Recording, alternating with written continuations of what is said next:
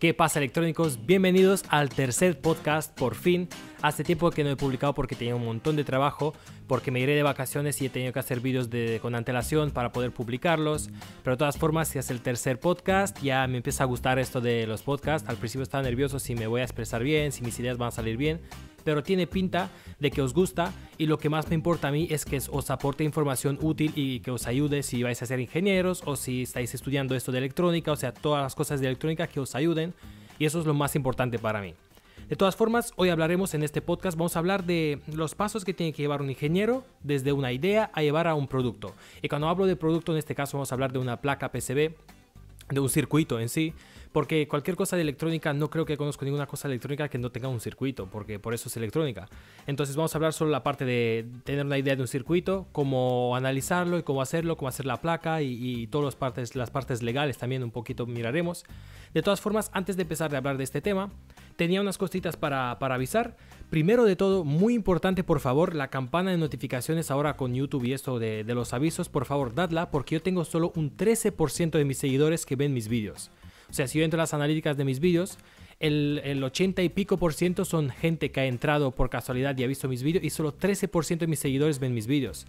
Así que bueno, me seguís en YouTube, pero no os avisan o por alguna razón no llegáis a mi vídeo. Así que por favor, dadle a la campana esa de abajo para que os avisen de los vídeos. A veces no funciona, pero de todas formas, volvedla a activar la campanita. Otra cosa que quiero avisar es de los próximos temas que vamos a hablar en los podcasts. Es muy difícil para mí, me estoy quedando sin temas, ya sé que solo llevo 3, pero un tema para un podcast tiene que ser un tema un poco más largo para poder discutir. En cambio, en la comunidad de YouTube he puesto una pregunta, por favor, proponen algún tema, y ha salido algo como, no sé, había una como comparación entre PIC y Arduino, y esos son temas de, no sé, que dan para un vídeo corto. De todas formas, yo por ejemplo de PIC no conozco mucho, creo que he programado 2 o 3 veces un PIC en la universidad, y de Arduino sé mucho más, entonces mi opinión no es tan válida. También me habéis preguntado de mi experiencia laboral. En mi caso, yo desde que estaba en la universidad ya empecé a tener mis propios proyectos, así que nunca he llegado a trabajar en una empresa grande de electrónica, así que no os puedo dar mi opinión. Eso sí, podría hablar con algún compañero de que venga aquí y explique qué es trabajar en una empresa de codificación, de crear placas, porque tengo compañeros que trabajan ahí. Pero mi experiencia laboral todos mis proyectos han sido míos, en plan, no sé, si sabéis que he hecho un escape room, que por cierto, si sois de Barcelona y sabéis que es un escape room, lo queréis hacer, se llama Inmersión, nuestro tema es de submarinos, y todo el escape room se basa en Arduino. Hay como 60 o 70 Arduinos en cada submarino, hay pantallas, teclados, bueno, no os puedo decir más porque se estropea la idea de un escape room. De todas formas, desde que estaba ya en la universidad estaba trabajando en mis proyectos, entonces cuando ya acabé seguí con lo de YouTube y mis propios proyectos, así que no os puedo dar mi experiencia laboral. Así que por favor, dejad en la descripción de este vídeo o en la comunidad, que voy a poner otra vez la pregunta, ideas de otros temas, y si hay alguna que me gusta y la puedo desarrollar y hacerme un guión, pues la haré, y si no hay nada interesante, pues bueno, iremos publicando. De todas formas, dejad ideas, porque a lo mejor a mí no se me ocurren. Eso sí que se me ocurre una que a lo mejor lo veis interesante, que es hablar de FPGAs, porque he visto que todos mis vídeos de FPGAs hay poca gente que comenta, pero los que comentan les gusta mucho, y además todo el mundo comenta que hay muy poca información de FPGAs en internet y en YouTube, bueno, en general en internet. Y la verdad es que es así, porque FPGA es una cosa que no es tanto para cualquier, no sé, de esos que hacen cosas caseras en casa. Una FPGA es más difícil de programar, para entender, entonces estaba pensando explicar qué son las FPGAs, cómo se utilizan, dónde se utilizan, por qué son mejores y cómo se programan también. Si os interesa, por favor, dejad en la descripción, en los comentarios, que sí, que os interesa, y si hay una cantidad grande de comentarios, voy a hacer ese tema, me lo preparo para un otro podcast. Otra cosa que quiero avisar antes de empezar el podcast es de que el Kickstarter está en camino. No sé si sabéis, pero he hablado ya en mis vídeos que va a ser un Kickstarter sobre este soldador, que se basa en la punta de T12, y es un soldador que he creado yo desde cero, y es un buen ejemplo, también podría ser un buen ejemplo para este vídeo, de cómo empezar con una idea y cómo llevarla a un producto. Entonces ahora mismo aún estoy hablando con un montón de fabricantes de componentes para obtener el mejor precio. Estoy haciendo los vídeos, los estoy publicando, estoy haciendo la página y estoy haciendo los kits, o sea, la idea de los kits, de qué te va a traer cada kit. No sé cuándo lo voy a publicar, aún no estoy seguro. Seguramente en un mes y pico ya podrá ser publicado.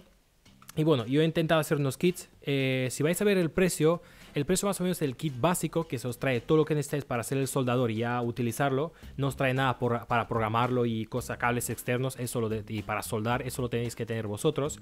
Pero de todas formas el precio creo que va a estar alrededor de los 45 euros. No sé si lo vais a ver caro o barato, pero pensad que es un Kickstarter y los Kickstarter tienen precio ya de entrada un poquito más alto, simplemente porque todo lo que se gana con un Kickstarter para mí me va a ayudar a lo mejor hacer una carcasa, en vez de estar impresa en 3D, hacerla con moldes en una fábrica, las placas, en vez de montarlas tú y poder tener errores, poder pagar un PCB Assembly y que me lo monten con las máquinas esas de Pick and Place y te mandan directamente los productos ya hechos para poderlos vender en la página web o donde sea. Y el precio tiene explicación porque los componentes, todos los componentes, las pantallas, todo lo que necesitas, la punta, todo lo que incluye en kit, casi llegan a los 20 euros. Y lo que más me mata a mí es el envío, porque no he encontrado ningún envío que sea barato. Puede variar entre los 13 euros y los 20 y pico euros para algún país, no sé, India y Estados Unidos. Entonces, claro, ya la suma de componentes más envío, más mi tiempo de montar cada kit y prepararlos y enviarlos y hacer las cajas con mi logo, pues ya llega casi a los 45 euros. Entonces, si yo me gano 2 o 3 euros en cada uno, si no vendo más de 300, pues no me sale a cuenta como para luego invertir el dinero en la segunda versión que sea mejor en el mercado. Y por eso mismo empiezas de 45, hay un kit de 55 me parece que te dan también la programadora para el chip y también un cable de alimentación que es de silicona resistente a la temperatura. Entonces, bueno, cuando ya saldrá ya veréis todas las opciones que tenéis y si os interesa ayudar mi canal, ayudar a este proyecto y también acabar con un soldador y a también aprender electrónica, porque claro, este proyecto va acompañado con un montón de vídeos desde cero hasta cómo hacer toda la placa, soldarlo, quemar el bootloader, quemar el programa. También explico el programa, entonces también aprendéis electrónica. Ya he avisado ya al Kickstarter, que está de camino. Lo que quiero avisar es que ya casi llegamos a los 20k. Por cierto, no sé, desde hace unos meses la subida en este canal es brutal. Me encanta y hay un montón de gente comentando y todos están felices, así que muchas gracias. Entonces ya sé que 20k no es un milestone muy grande como si fuera, no sé, cuando llegas a 10k o a 50k o a 100k. Pero de todas formas estaba pensando de celebrarlo un poquito y hacer un nuevo giveaway.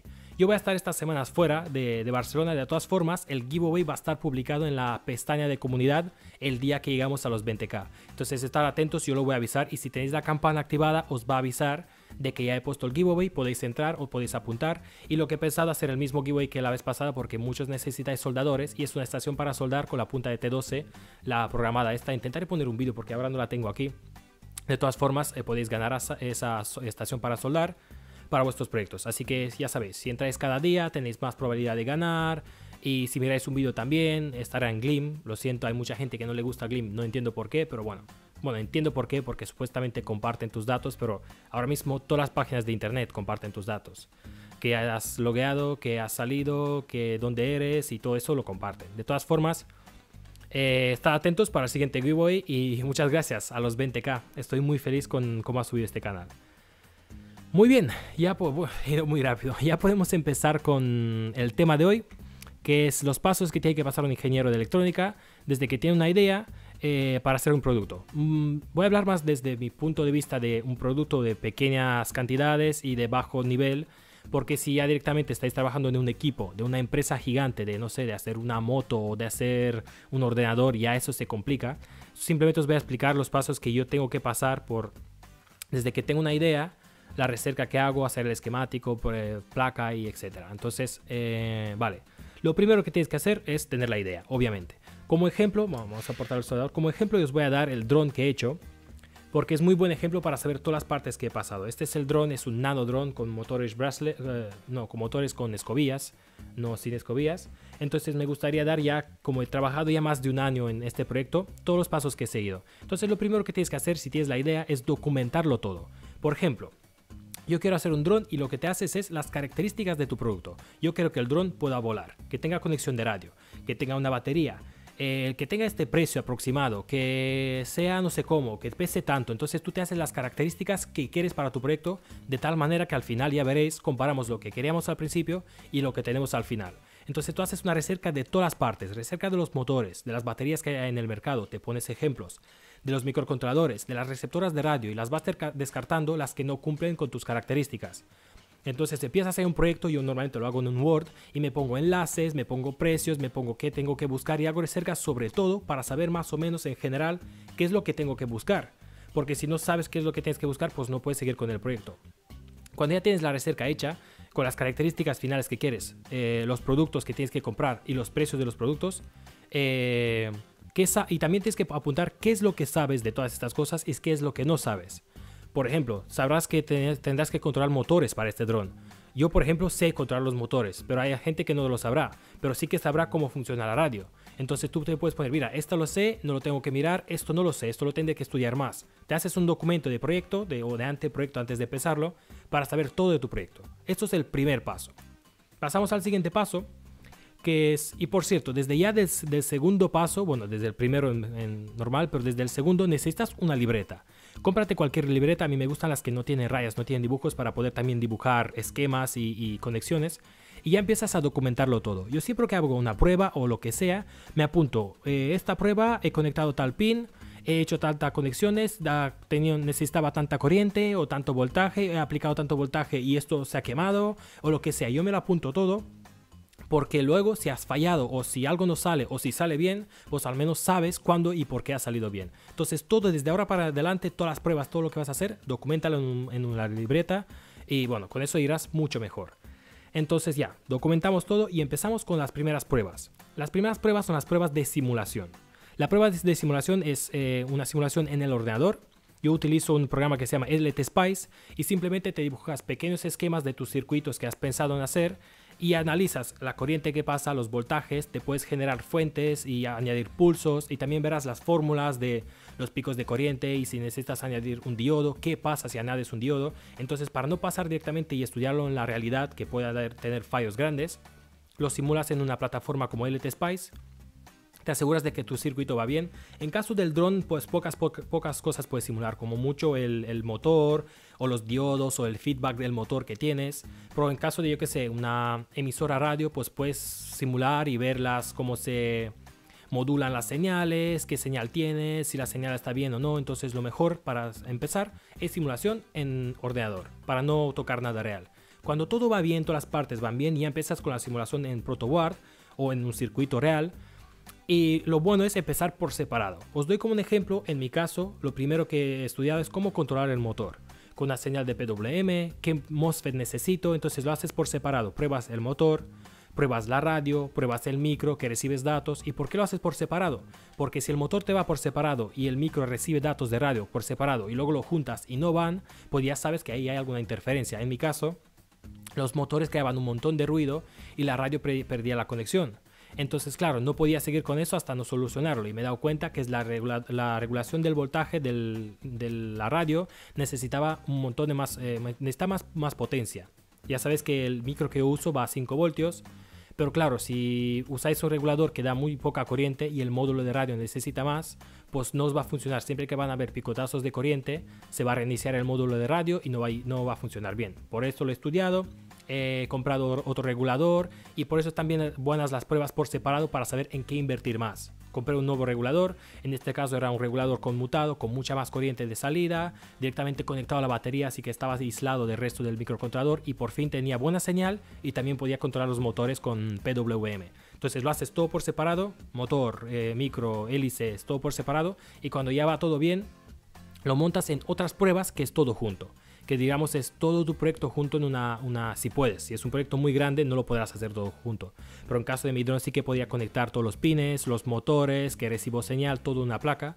Y si todo va bien, por fin pasamos al tercer paso, que sería hacer un esquemático final con todos los valores. Y esto es muy importante, hacer un buen esquemático y apuntar, mira, aquí estoy usando esta capacidad. Y también a lo mejor escribir, he probado con otras y he tenido estos resultados, para saber luego al montar la placa qué componentes elegir. Entonces haces un buen esquemático y este esquemático lo puedes hacer obviamente en un papel, pero yo os recomiendo utilizar directamente herramientas y programas de ordenador donde puedas dibujar. Yo por ejemplo he utilizado un programa que se llama Design Spark, con ese he empezado, es muy buen programa. También he usado el Eagle, pero ahora mismo estoy usando el Easy EDA y os voy a explicar por qué utilizo este programa. Porque está directamente en internet, no tienes que instalar nada, a no ser que quieras hacer ruteado local, pero eso es directamente un plugin que te tienes que instalar. Pero claro, al utilizarlo todas las cosas en internet, siempre que tú creas algo lo puedes compartir con otros. Y os doy un ejemplo. En Design Spark tiene una librería con todos los componentes que él tiene.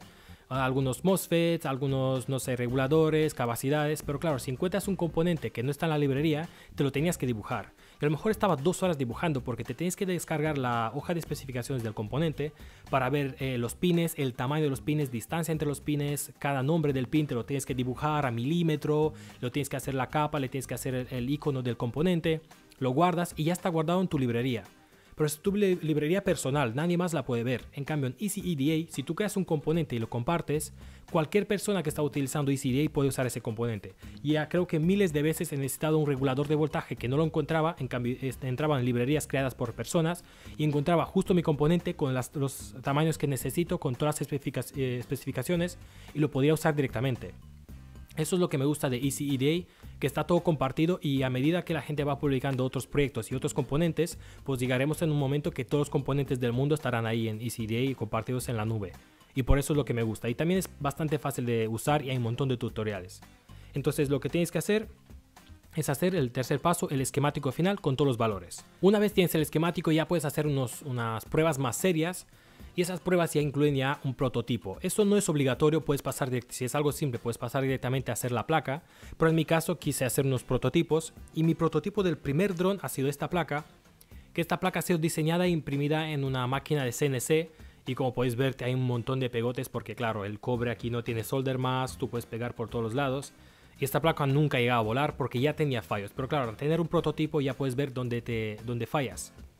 A la misma vez también hice otros prototipos que eran mucho más sencillos para, si no tienes una máquina CNC, puedes usar prototipos en estos tipos de placas que ya vienen con agujeros y tú solo tienes que hacer las conexiones.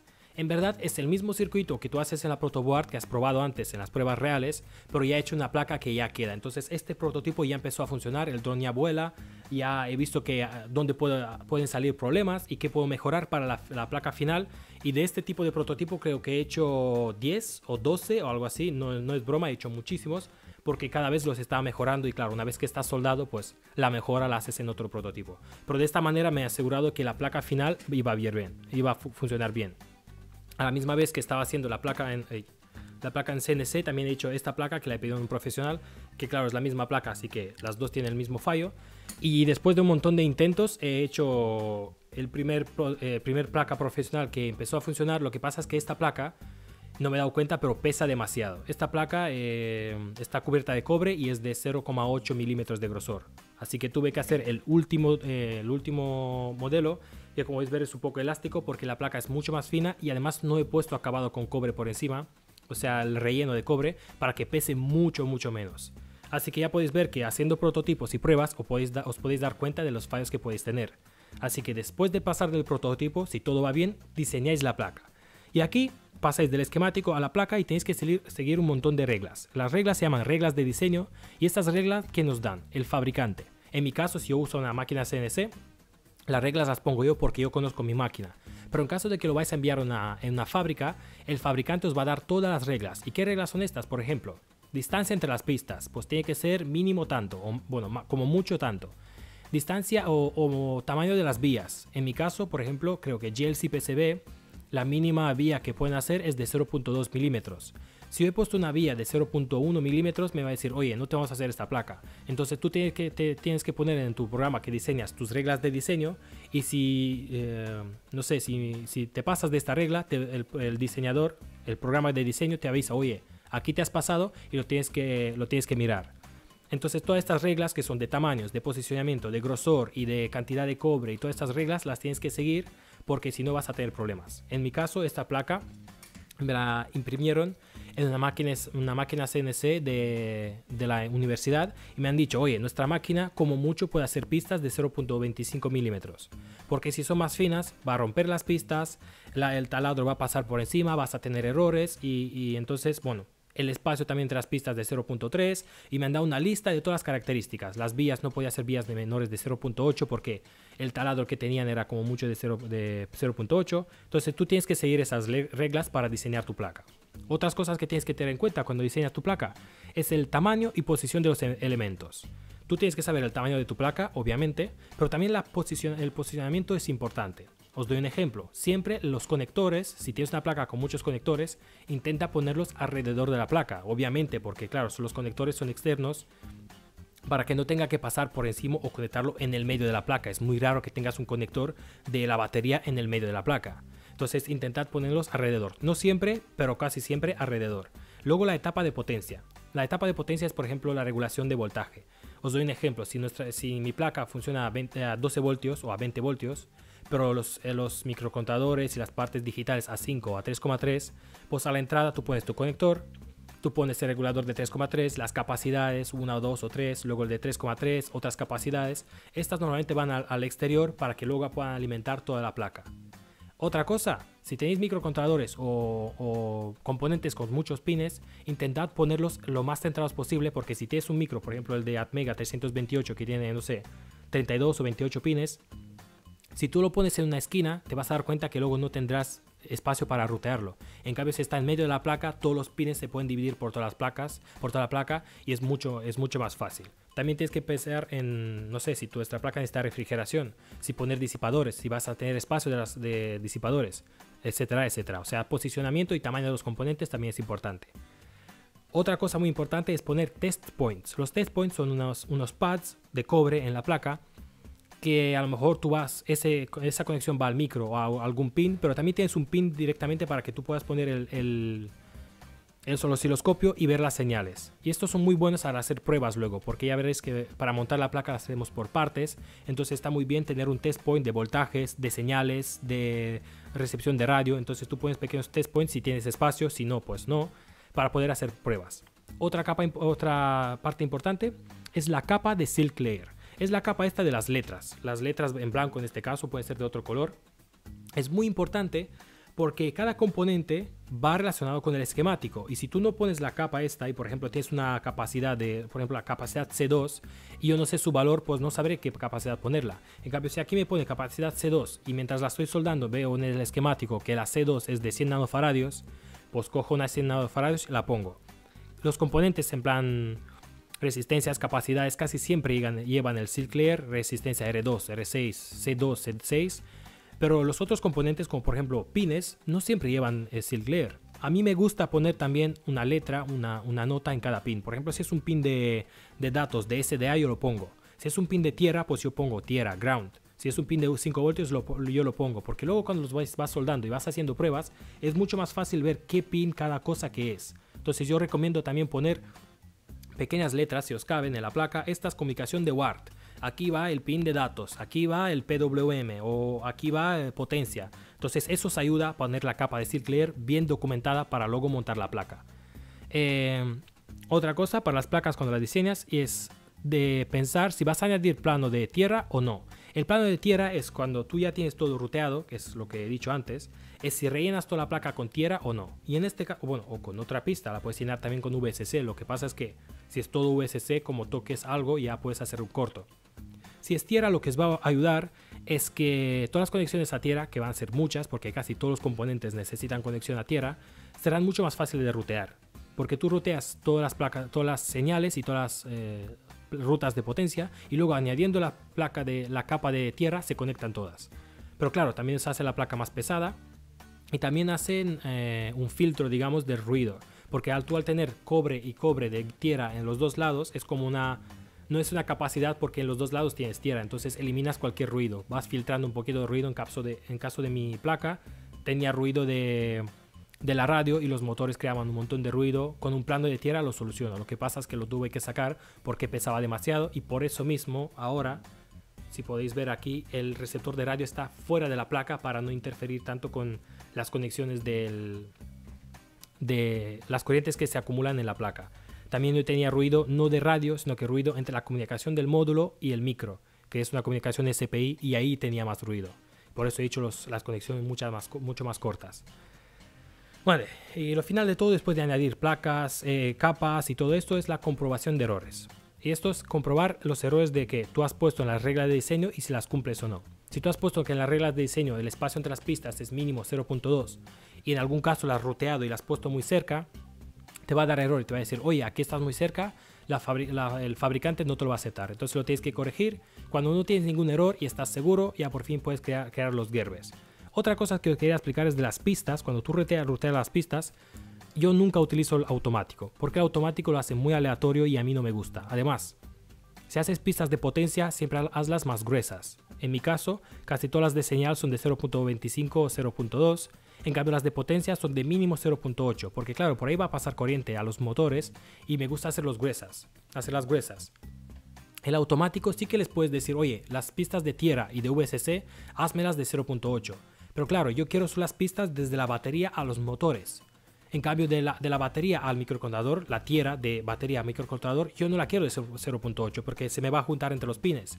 Y eso no por ejemplo, en el EasyEDA no se lo puedes decir. Por eso yo lo hago siempre manual, lo ruteo a mano y me sale mucho mejor y se ve mucho más guapo. Y también tener en cuenta no hacer ángulos de 90 grados. Si queréis hacer ángulos de 90 grados, mejor hacer dos ángulos de 45. Sobre todo para las señales rápidas. En este caso, SPI es una comunicación muy rápida. Entonces es mejor hacer ángulos de 45 grados porque eso puede crear mucho más complicaciones y cambios de velocidades y desfases. Así que bueno, eso es más o menos todo de cómo rutear las pistas. Cuando ya has acabado tu placa. Cuando has acabado tu placa y has pasado los errores y ves que no tiene ningún error, creas los Gerbers. Los Gerbers son los documentos que los fabricantes necesitan para crear tu placa.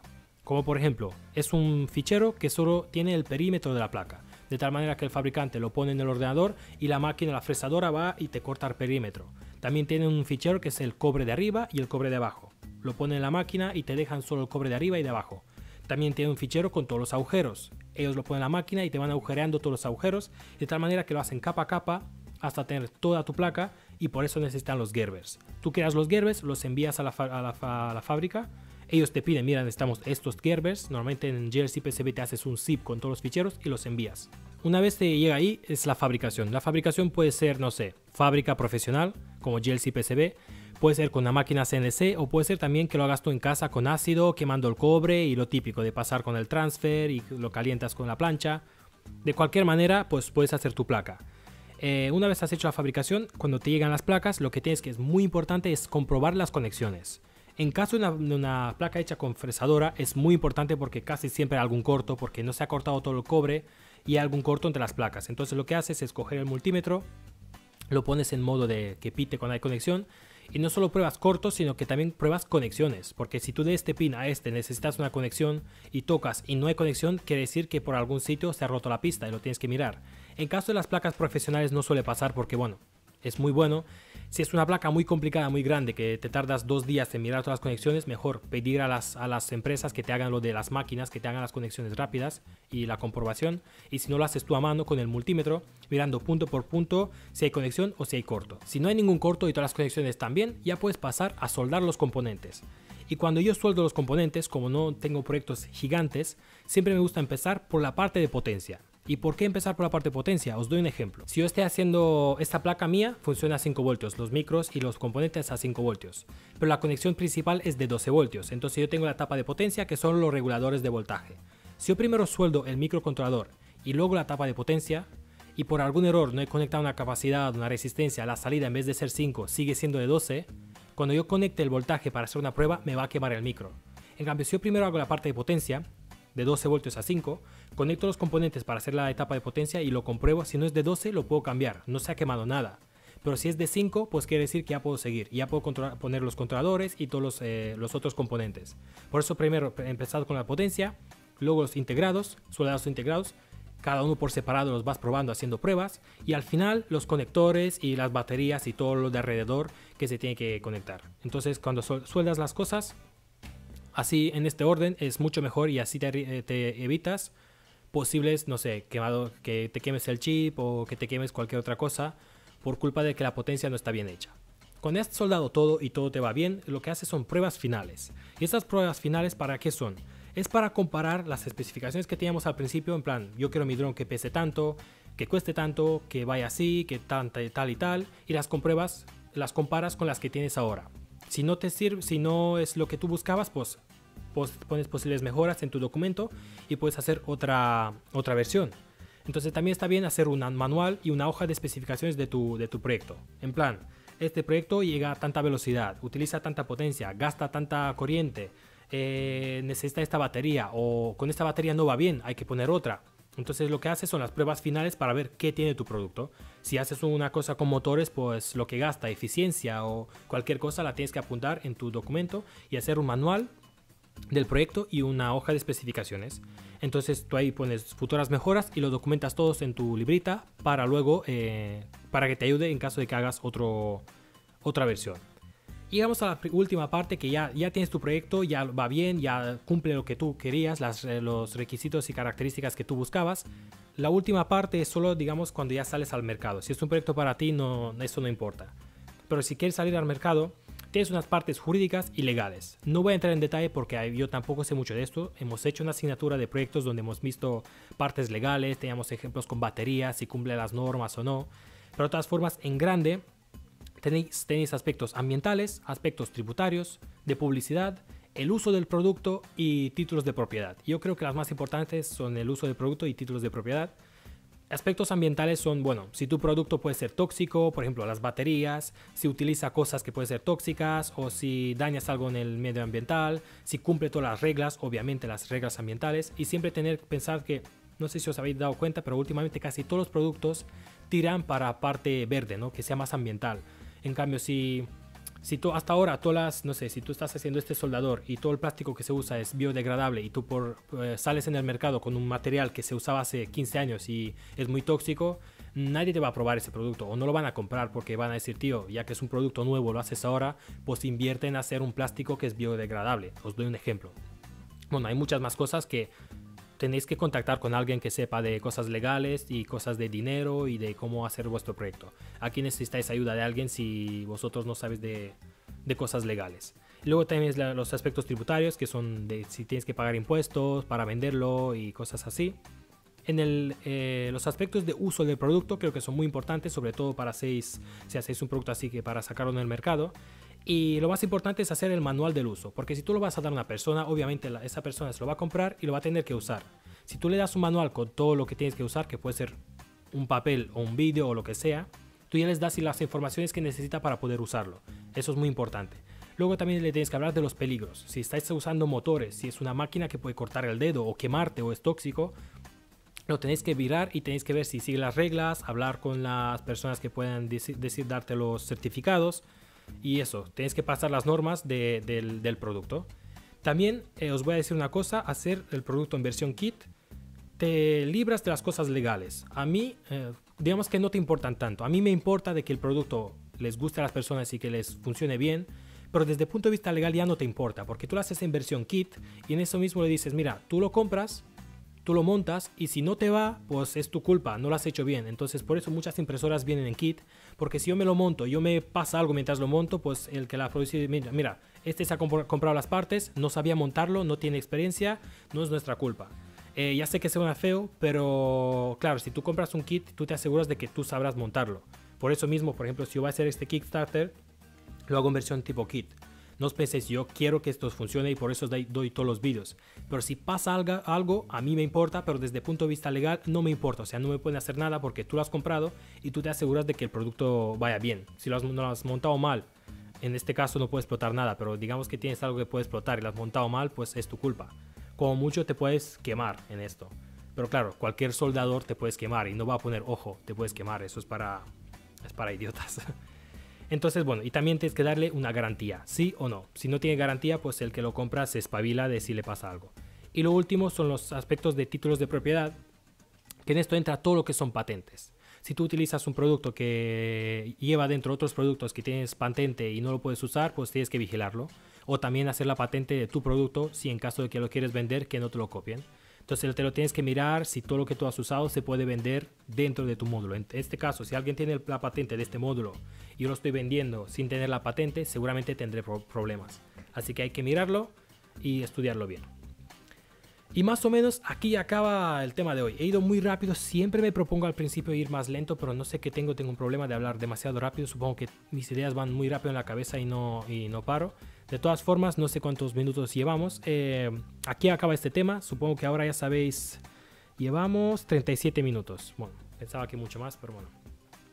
Ya tenéis la idea empezamos con la idea, hacemos una recerca, qué productos necesitamos, qué partes necesitamos y qué características quiero para mi producto. Y al final las comparamos con qué características tengo en la realidad. Y si están bien, sigo, y si no, pues hago otra versión. Una vez hemos estudiado el mercado y lo que necesitamos, hacemos pruebas en simulaciones, pruebas en el ordenador. Si todas las pruebas salen bien, hacemos pruebas en la parte real, parte por parte, en la protoboard o en circuitos. Y si parte por parte no tienen un fallo, empezamos combinando 2 partes, 3 partes, hasta completarlas todas. Y si todo va bien, opcional, puedes hacer un prototipo, o 2 o 3. Normalmente, si es un proyecto más grande, siempre hacen prototipos. Una vez tienen los prototipos y todo va bien, empiezas a hacer a la misma vez haces el esquemático final y empiezas a hacer la placa, la diseñas, donde sigues todas las reglas que hemos hablado antes. Las pistas, posicionamiento, reglas de distancias y tamaños. Una vez tienes las placas, haces los gerbes, los envías a producción, te llegan las placas, las compruebas de que no hay ningún fallo, todas las conexiones están bien. Y si hacéis muchísimas placas, es mejor pagar a un profesional con las máquinas que lo haga automáticamente, porque si no vais a estar días comprobando cada placa. Soldáis los componentes, como he dicho antes, primero potencia, luego los micros y los integrados y por fin los conectores y todas las partes externas de la placa. Cuando ya tenéis el producto, hacéis las pruebas finales para comparar lo que habéis propuesto al principio con lo que tenéis al final y para ver las características. Si pide mucha corriente, si pide mucho voltaje, a la velocidad que tiene, potencia que tiene el motor o cualquier cosa dependiendo de vuestro proyecto.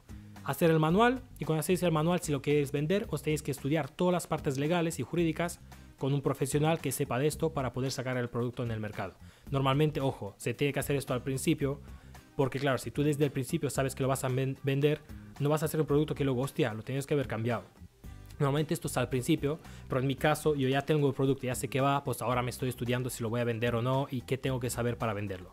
De todas formas, necesitáis a un profesional para esto porque a lo mejor ustedes tienen conocimientos de cosas legales, pero si no, pues contactar con un abogado o cualquier cosa. Y también estudiar un poco el dinero, el balance que tenéis. Si no podéis invertir mucho, pues no vais a salir al mercado. No podéis proponer, mira, voy a hacer este proyecto con miles de productos y yo ni siquiera tengo dinero para hacer las primeras placas. Lo estudiáis un poquito. Muy bien, aquí acaba este podcast. Espero que os haya gustado, espero que se haya entendido y no he ido muy rápido cortando palabras, que lo hago siempre y intento mejorar.